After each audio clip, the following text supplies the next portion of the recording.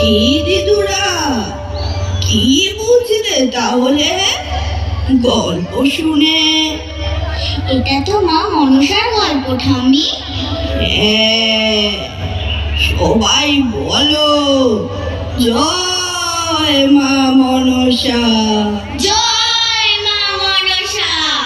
কিন্তু ঠাম্মি, এরকম আরেকটা গল্প শোনাও না, শোনাও না।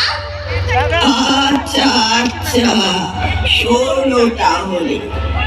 এ আমার গাঁয়ের গল্প। তোমার নাম কোথায় সেটা? আমার গাঁও সোদরপুর।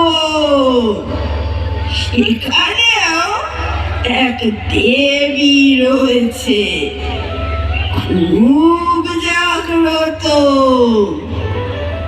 তাহলে শোনো।